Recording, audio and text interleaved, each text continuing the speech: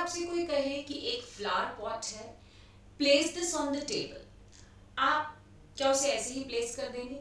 There are so many things जो आप सोचेंगे किस एंगल पर रखें, जहां से ये अच्छे से दिखे, जहां से इसकी खुशबू अच्छे से आए, सो मेनी थिंग्स। सिमिलरली, जब एक ऑर्गेनाइजेशन किसी एम्प्लॉय को प्लेस करती है किसी जॉब पर, तो उसे बहुत अच्छे से देखना पड़ता है कि उसे किस जॉब पर प्लेस किया जाए। सी, यहाँ इस केस में जब आप एम्प्लॉय को प्लेस करते हैं तो कहाँ आप उसे प्लेस करेंगे उसी पर डिपेंड करेगा कि उसकी कौन सी स्पेसिफिक जॉब है, वो काम है जो वो करेगा। अगर आप उसे मैन्युफैक्चरिंग डिपार्टमेंट में प्लेस करेंगे तो एक अलग तरीके का काम है जो उसे करना है। अगर आप उसे सेल्स डिपार्टमेंट में प्लेस करेंगे तो एक अलग तरीके का काम है जो उसे करना है। अब आखिर उसे प्लेस किया कहाँ जाए, दिस इज कॉल्ड प्लेसमेंट। उसे एक पर्टिकुलर पोजीशन, जॉब पर रखना। अब इस केस में जब हम ये प्लेसमेंट करेंगे तो हमें ध्यान रखना होगा कि जो एम्प्लॉई की बात हो रही है, आखिर वो एम्प्लॉई की खासियत क्या है। क्या वो एम्प्लॉय कन्विंस करने में बहुत अच्छा है? अगर ऐसा है तो शायद वो सेल्स डिपार्टमेंट के लिए एक एसेट रहेगा। अगर वो एम्प्लॉय ऐसा है कि वो बिल्कुल जो जैसा बताया जाए प्रोसेसेस वैसे ही फॉलो करता है, तो हो सकता है कि उसे मैन्युफैक्चरिंग में वहां पर आप कहीं अच्छे से यूज कर सकते हैं।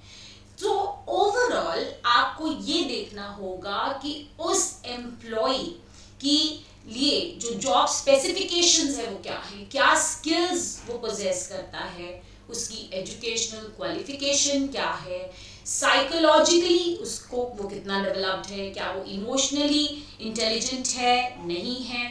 सारी चीजें उस एम्प्लॉय के बारे में पहले आपको अच्छे से समझनी होंगी। फिर आपको ये देखना होगा कि हमारी ऑर्गेनाइजेशन में क्या क्या पोजीशंस हैं या कौन सी ऐसी जॉब्स हैं जहां उस एम्प्लॉय को प्लेस किया जा सकता है।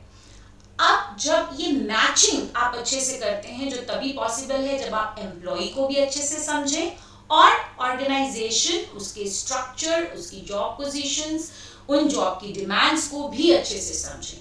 तभी आप उन दोनों चीजों को अच्छे से मैच कर पाएंगे।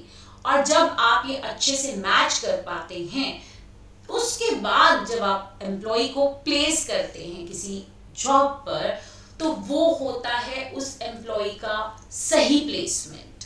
और अगर आप ये कर पाए तो और बहुत सारी चीजें हैं जो आगे आप उस एम्प्लॉय से ले पाएंगे। अगर इस समय पर ये प्लेसमेंट आप सही नहीं कर पाए तो ना तो वो एम्प्लॉय ऑर्गेनाइजेशन से खुश रहेगा और ना ही वो ऑर्गेनाइजेशन के लिए बहुत ही ज्यादा कुछ अच्छा करके दिखा पाएगा। सो आपको ये ध्यान से करना है। ऑल्सो आपको ये जो प्लेसमेंट है सिर्फ एक ऐसी चीज नहीं है कि जब एक एम्प्लॉय नया ऑर्गेनाइजेशन ज्वाइन करता है तभी आपको करना है और बस हो गया। हो सकता है लेटर स्टेजेस पर हमें कई बार ऐसा लगता है कि हमने प्लेसमेंट गलत की या कुछ और चीजों की वजह से आपको उसे रिप्लेस करना पड़े, कहीं और दोबारा से आपको उसकी प्लेसमेंट चेंज करनी पड़े। So assignment of a job and reassignment दोनों ही प्लेसमेंट का पार्ट होते हैं। So that is for this video, and if you found this content useful, do subscribe to the channel.